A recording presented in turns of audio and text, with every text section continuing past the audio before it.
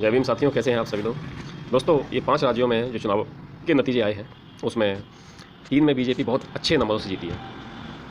मिजोरम और तेलंगाना, इन 2 राज्यों में कम सीटें आई हैं और कम क्या बहुत कम आई हैं, और वहाँ पर ईवीएम में संभव नहीं था घोटाला करना क्योंकि लोग खड़े हो जाते, वहाँ के लोग समझदार हैं। कमोवेश ईस्ट और साउथ के लोग, हिंदी पट्टी के जो लोग हैं नॉर्थ इंडिया, इससे ज़्यादा समझदार हैं। एक खबर आई कि एक बीएसपी का व्यक्ति जीता, हारा, उसको एक वोट भी नहीं मिला। कम से कम उसके परिवार के वोट मिलते या उसके खुद के वोट मिलते।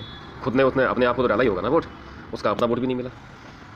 लेकिन आज भी लोग इस बात पर यकीन करने को तैयार नहीं है।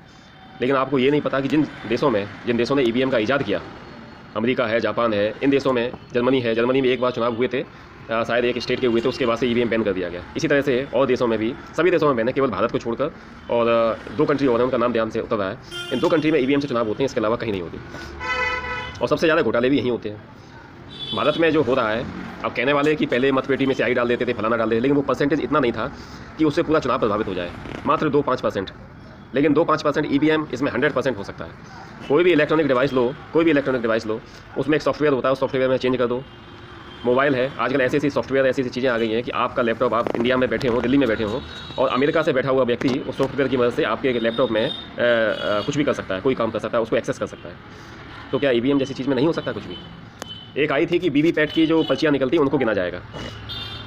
पिछले चुनावों में सिर्फ एक पर्ची ऐसे ही, अभी इस बार जो हुआ है, चुनाव आयोग ने कहा कि 5 ईवीएम मशीन की पर्चियों को रैंडमली, कोई 4-5 मशीनों से की पर्चियों को गिना जाएगा, मिलान किया जाएगा। लेकिन इनको पता है जहाँ पे ये सब काम होता है, कैसे होता है, किस तरह से किया जाता है, उनको साफ निर्देश होते हैं। शहर का सबसे बड़ा जो व्यक्ति होता है, डीएम, उसके ऊपर पूरा प्रेशर होता है कि आपको कैसे करना है, क्या करना है।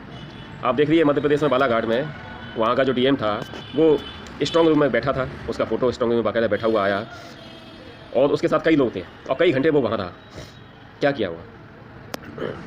ईवीएम में चेंज करना और ईवीएम को ही बदल देना, ये दोनों ही तरह से काम हो रहे हैं। इसलिए मैं बहुजन समाज के और क्षेत्रीय पार्टी जितनी भी हैं, ज़्यादातर क्षेत्रीय पार्टी बहुजन समाज के लोगों की ही हैं, उन सभी से आग्रह करना चाहता हूँ, उन सबसे कहना चाहता हूँ, अगर आप जीतना चाहते हो, इस देश के हुक्मरान बनना चाहते हो, तो थोड़े समय तक अपने दिमाग, अपने ईगो को एक साइड में रख दीजिए। अपनी जो प्रॉब्लम्स हैं उनको साइड में रख दीजिए।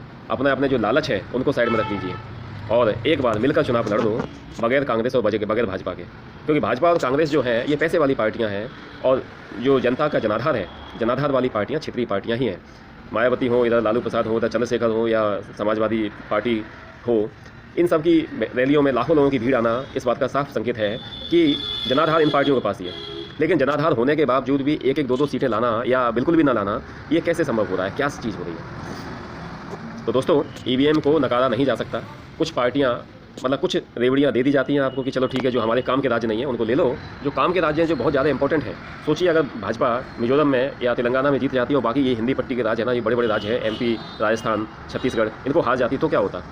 तो साख मिट्टी में मिल जाती, और उस व्यक्ति की भी साख मिट्टी मिल जाती जो अपनी गारंटी देते हुए घूम रहा था।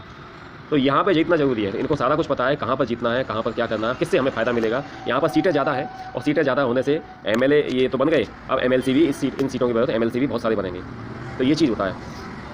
अब हमें देखना है, खासकर बहुजन समाज के आम लोगों को, कि उनको अपने नेताओं पर, अपनी पार्टियों पे इतना दबाव बना देना है कि वो ना चाहते हुए भी ईवीएम का बहिष्कार करें और इसके खिलाफ एक रैली करें, और इसके खिलाफ अभी नहीं, लगातार 2024 के चुनाव तक, वरना 2024 में ये लोग फिर से आएंगे। और इस बार पिछले 10 सालों में क्या कर दिया, इस बार आपके हाथ में कटोरा पकड़ा देंगे। सीए एनआरसी का मुद्दा फिर से चालू कर रहे हैं, और इसमें पिछली बार भी देखा था, सीए एनआरसी का मुद्दा कहने को तो मुसलमानों के खिलाफ था, लेकिन सबसे ज़्यादा जो नुकसान हुआ था वो किसका हुआ था? वो सबसे ज़्यादा नुकसान हुआ था एससी वर्ग का, सेकंड नंबर पे ओबीसी वर्ग का। तो अभी भी समय है दोस्तों, और अपने नेताओं को दबाव बनाइए, अपनी पार्टियों में उनको मानते हैं, उनका बहिष्कार करें, उनको मजबूर करें कि आपको किसी भी हालत में ईवीएम के मुद्दे पर आगे आना है। सारी पार्टियों को मिलकर पूरे देश में हड़ताल कर देनी है, पूरे देश में मिलकर एक बड़ा जन आंदोलन खड़ा कर देना है। लोगों को बताओ इस बारे में। नेता निकलते नहीं हैं। आप इस पार्टी को देखिए जो आज देश में और देश के ज़्यादातर प्रदेशों में और पूरे देश पे कब्जा करके बैठी हुई है। इसका जो मुखिया है वो हर समय चुनावी मोड़ में रहता है। अब ये चुनाव खत्म हुए, अब शायद कोई नए चुनावों की तैयारी और देश के चुनावों की तैयारी, जैसी सरकारें बन जाएंगी, मुख्यमंत्री शपथ ले लेंगे, वैसे ही अगले चुनावों की तैयारी में लग जाएंगे लोग। हम लोग क्या करते हैं, हमारे लोग निकलते ही नहीं हैं। एससी एसटी ओबीसी की जो क्षेत्रीय पार्टियां हैं वो निकलती नहीं है, आराम करेंगे, अभी महीने, 1.5 महीने, 2 महीने आराम करेंगे। उसके बाद फिर जो चुनाव आ जाएंगे, सर पे आचार संहिता लागू हो जाएगी, तब निकलेंगे, तब 2, 4, 6, 10 रैलियाँ करेंगे, उसके बाद में अपना फिर बस।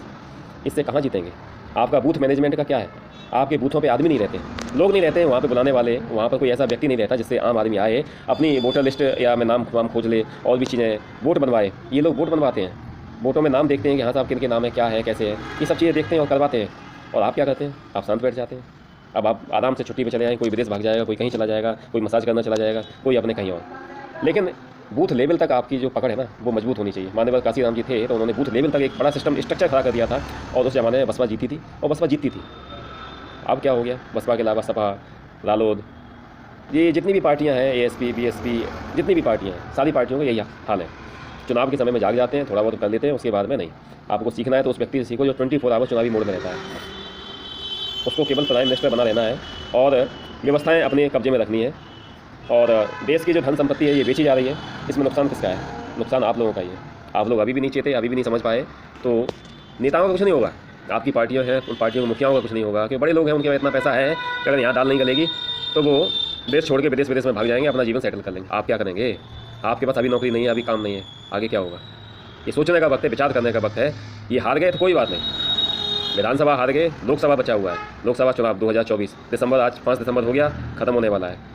आज के दिन 5 दिसंबर, आज के दिन परम पूज्य बाबा साहेब ने 5 दिसंबर 1956 को बुद्धा एंड हिज धम्मा नामक पुस्तक को, एक ग्रंथ है एक तरह से ये, इस ग्रंथ को पूरा किया था।